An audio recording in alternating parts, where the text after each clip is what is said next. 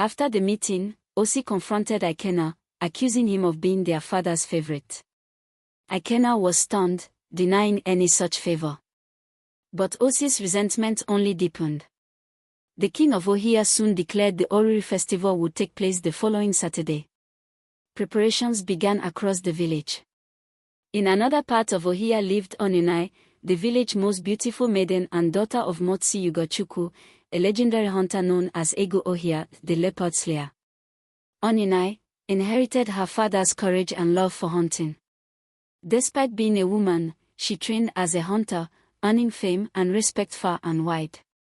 One day, while hunting alone, Onunai encountered a ferocious wild boar. She killed it after a brutal fight but sustained severe injuries. She collapsed in the forest.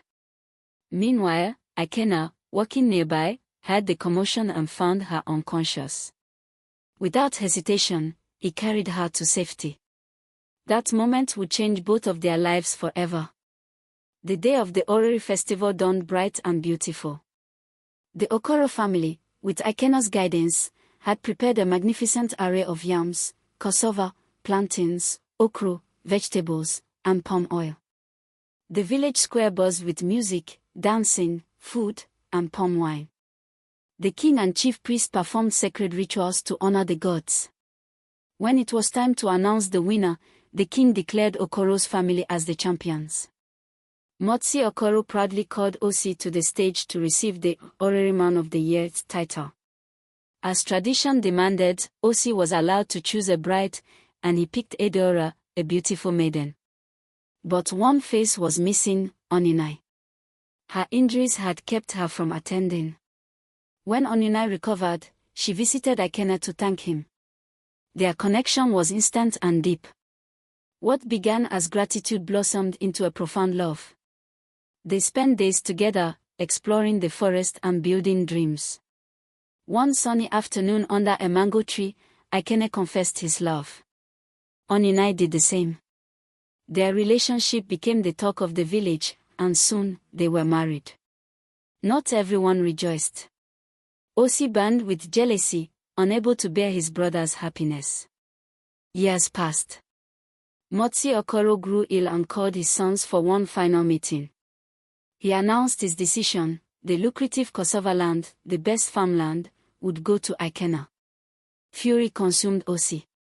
He saw this as betrayal and plotted Ikenna's downfall. He laid deadly traps on the farm. Onunai, with her sharp instincts, discovered and disarmed many of them. But tragedy struck when she fell ill and couldn't accompany Ikenna one day. While working alone on the farm, a venomous snake bit Ikenna.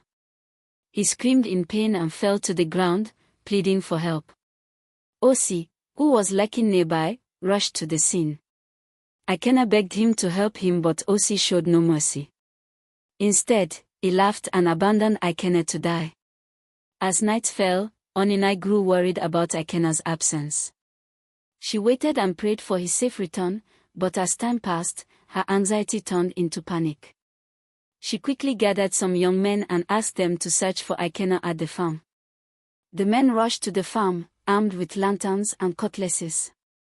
They found Ikenna's lifeless body and carried it home. Onunai was consumed by grief, her world shattered by the loss of her beloved husband. The news of Ikenna's death spread like wildfire, and the community mourned the loss of a kind and hardworking young man. After Ikenna was laid to rest, Oni found out she was pregnant. The news of Onunai's pregnancy brought a mix of emotions. She was still grieving the loss of her beloved husband, but the knowledge that she was carrying his child gave her a sense of purpose. Months passed, and Onunai gave birth to a son, whom she named Obinna. As she looked into his eyes, she saw Ikenna's spirit shining back at her. Obinna's resemblance to his father was uncanny, and Onunai's love for him knew no bounds. However, not everyone was happy about Obinna's arrival. Osi, still bitter about Ikenna's legacy. Onunai was fiercely protective of Obinna, dedicating herself to ensuring the child's well-being. She poured all her love and energy into raising him, and Obinna became her reason for living. The once peaceful Ohia village was thrown into a war zone as one of the neighboring villages called Ogbodi started dragging lands with them. The war between Ohia and Ogbodi had brought devastation and death to both villages. After much fighting, the kings of both villages decided to settle the conflict. However, the settlement took a dark turn when it was discovered that Ogbodi had lost one more person than Ohia. The king of Ogbodi demanded that Ohia provide one person to be killed to balance the numbers and restore peace. The people of Ohia were torn.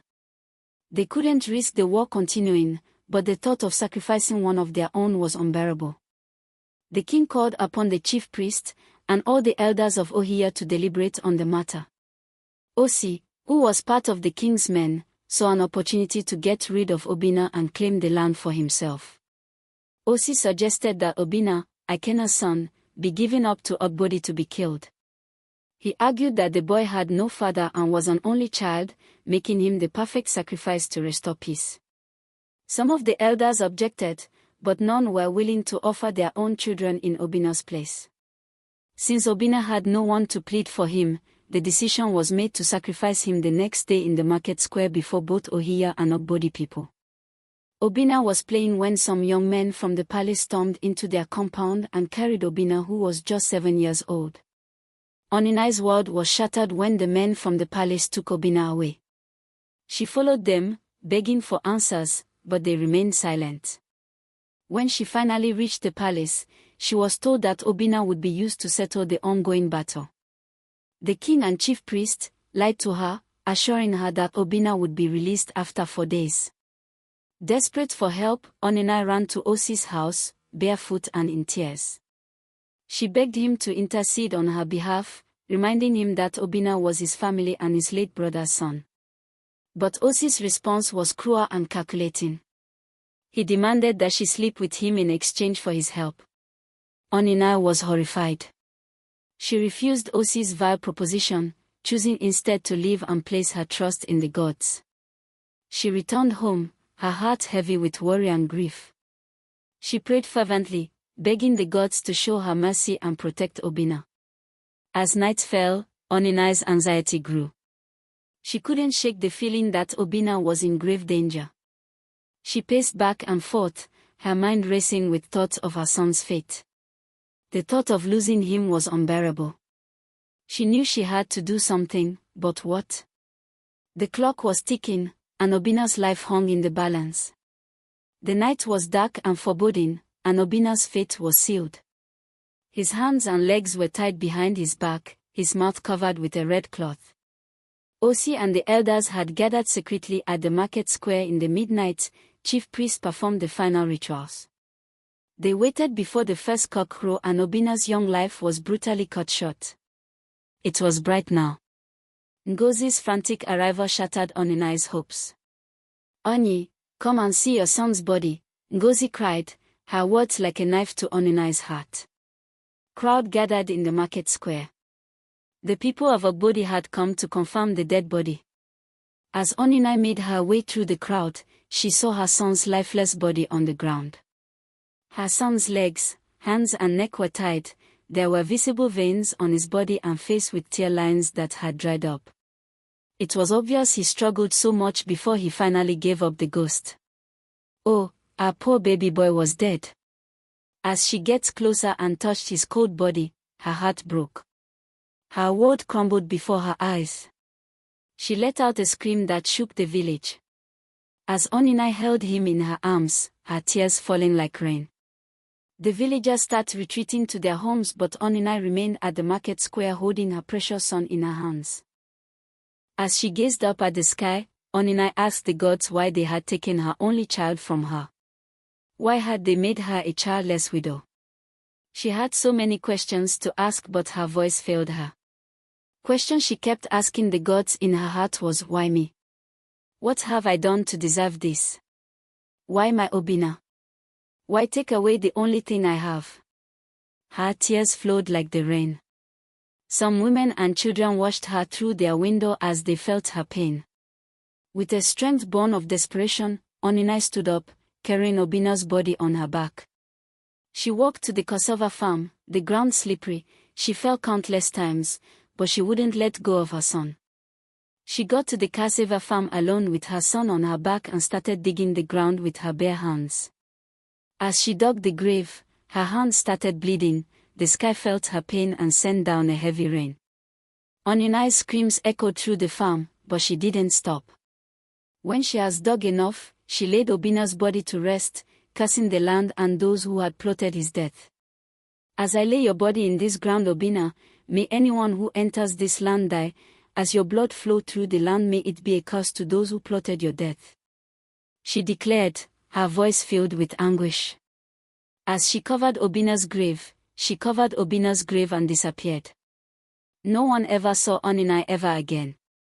Her fate remained unknown, but the curse she laid on the land would haunt the villagers for generations to come. The rain continued to hinder the villagers from coming out of their huts. As hours passed, it turned into a heavy downpour with thunder and lightning. The storm struck down Osi and his sons, the king and his first son, the chief priest and all who had plotted Obinna's death. The rain poured down for 7 days, cleansing the land of its evil. When it finally stopped, the villagers mourned their losses. A day was set for the burial of the deceased, and months later, a new king was selected.